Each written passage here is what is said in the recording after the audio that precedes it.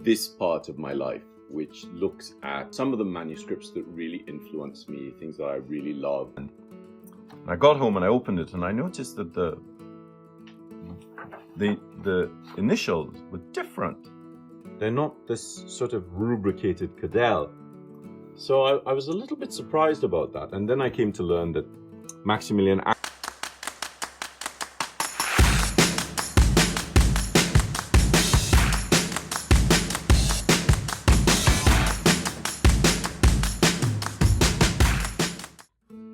they're not this sort of rubricated Cadell.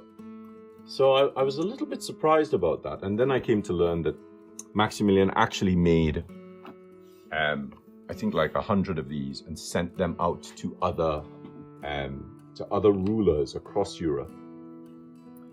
And so, I'm lying in bed because, of course, I'm really excited. And there's some, there's a really beautiful and sort of concise sort of block of text at the back of the book about abbreviations and the history of the prayer book. So, I'm lying in bed at 3 o'clock in the morning because, of course, I've been watching the book all day, reading through this text, and it said that he produced this book because of another book that lay in their joint libraries. As you can see, look how ragged that is. This has been in here for years. In their joint libraries, the book was inspired because of the work produced for his wife, Mary of Burgundy. And it was her Book of Hours which inspired him to try to prove to her that Austrian ingenuity could match Burgundian precision.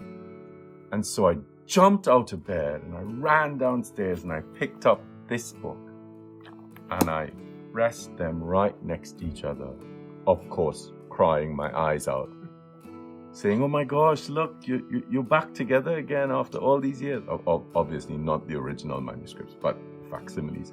So it was really quite amazing that they lived together historically and they somehow found a way into my life together.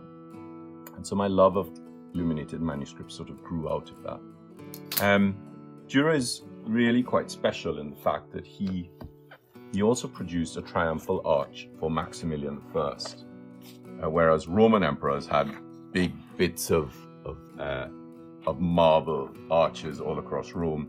It was too expensive to do that, so he had Jura make this triumphal arch, which is like 5 meters tall by 4 meters wide. It is exceptional, and there is one of these arches hanging up in the British Museum. So really quite amazing how the British Museum and eventually the British Library came to affect my love and my ability to get material around these illuminated manuscripts. And of course, when I left Reigate, I went to Reading, and after I left Reading, I then went on to Reigate, and after I left Reigate, I went on to study paleography, English paleography from 600 to 1600 at Birkbeck. So working with manuscripts is a big part of my life. Now, so I have great reference material. If you really have money to spend, this is an exceptional series from the Victoria and Albert Museum called Western Illuminated Manuscripts, volumes 1, 2, and 3 by Rowan Watson, who is an amazing manuscript researcher. And there's some great books here, but these are some of the ones that really, as you can see, get him in a bookshop, you will never get him out. Museum bookshops are the worst. So this was a book that I found. So I would scour remainder shops for things like this. So this was a sort of innocuous book that was on the shelf called the Roman Virgil. So it's also known as the Virgilius Romanus. And we see here this really beautiful textualis,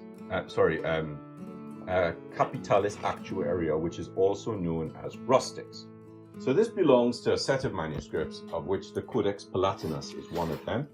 And this is a copy of a page from the Codex Palatinus.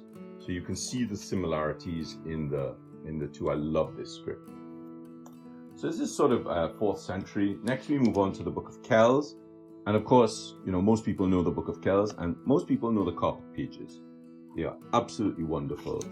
but it really is, I think it's just the paper before this. It really is the uncial script that you find in the Book of Kells that is so special. Really, really quite spectacular. And you know, I love having entire manuscripts. So this is the entire facsimile. So it starts roughly there, of the Benediction of St. Ethelwood, written in a Carolingian script, and you can see that there's a lot of paper. Well, there are a lot of pages in here, and you have the beautiful Carolingian with some really, really lovely illumination, very typical sort of Romanesque influenced illumination with versals and Lombardic letters, and of course, you know, these letters would have been gilded. It's a really, really wonderful book. And then we move to some general books. So this is a general book, and this general book is by Taschen.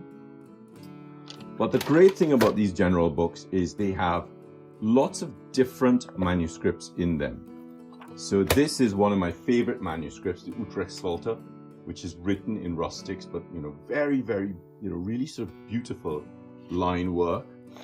But we could take these off. And then we have the Bible Moralis, which is such a beautiful manuscript from the 10th or 11th century. Really, really wonderful. Of course, all of this would have been raised gilding, not flat gilded. Next, we move to a really important manuscript, which I love. As you can see, this is one of my favorite pages. This is the Bedford Hours.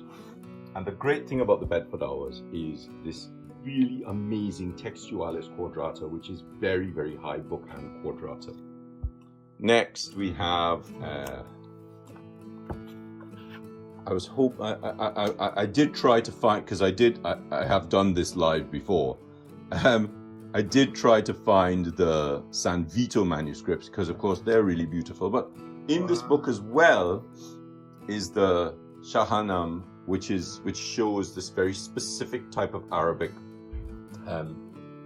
border decoration, paper decoration called Jaroshan.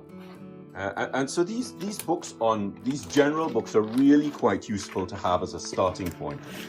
This is a book that I found in Italy, and there are English versions, obviously, but I sort of realized that, you know, I don't want to spend the money on another version. And this is Michael Golick, who is also a calligrapher as well as a paleographer, and Michael's really, really quite phenomenal. And in this book, we have another form of textualis. So this is called Textualis Praciscus. This book also had, so there we have that script that I was looking for, which we call the San Vito capitals, very specific capitals from the Italian Renaissance period. And then another general book that I stumbled across was this crazy book, which was £140. And it's a book which has images of different books from the Utrecht Library. And one of the reasons I really love this book is because of this kind of constructed Lombardic with these beautiful little handmade flourishings. They're known as littera florisa. So you can see how different they are, you know, from each one. I mean, they're so amazingly inventive. Let's see if I can find some more in here. So there's that. Some really, really astonishing examples of this littera florisa. And of course, there are these. So now these are three little books booklets out of a bigger book. And the bigger book is called the Mira Caligraphia Monumenta. So these were illustrated by George Bosquet. And they were just manuscripts with illustrations. And later on, I think it's like 40 or 60 years later, a calligrapher came along called Joris Hofnagel. And he went onto every page and did different kinds of lettering on each page. I mean, this is phenomenal work. The Art of the Pen is a really good one as well, because of course there is a whole page of cadels in here.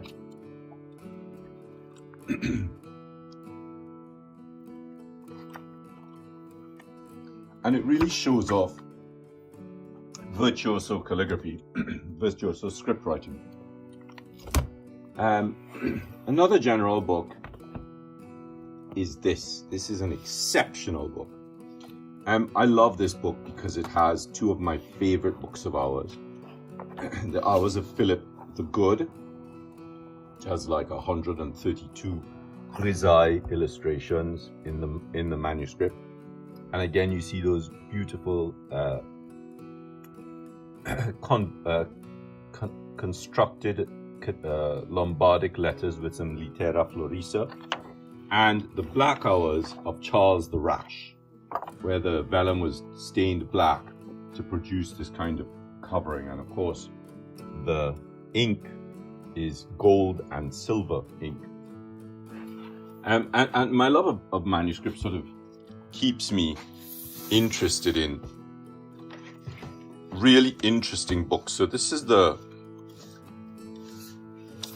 a book used by the Pope.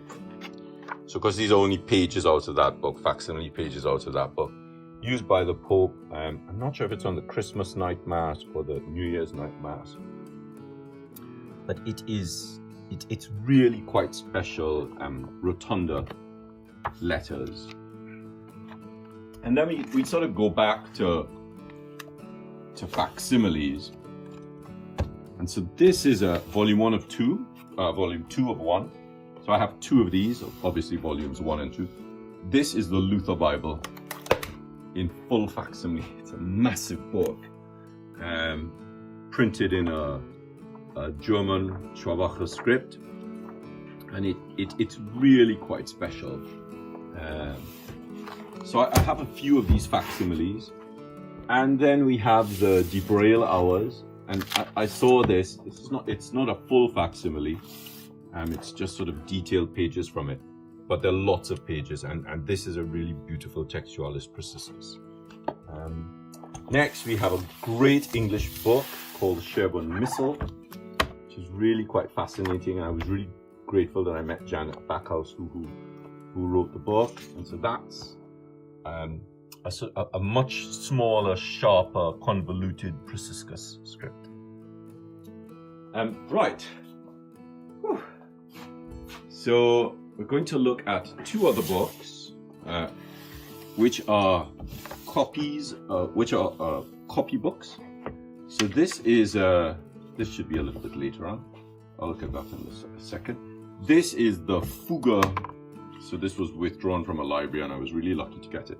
This is a copy of the Fugger Writing Master copybook, and it has Fugger's work on fraktur and current schrifts. Really, really quite an amazing book. I'm really glad I have this in my library. And in this period, we also have this. So there was an atelier in Flanders called the Patriarchal Miri Atelier, and they produce mainly music manuscripts, and their music manuscripts were absolutely glorious. So really, really lovely staining of the vellum, the notes, the decoration, really beautiful manuscripts. And of course, they used, very convoluted, constructed Lombardic shapes with cadell forms that were in-painted. And that sort of takes us out of the Gothic period into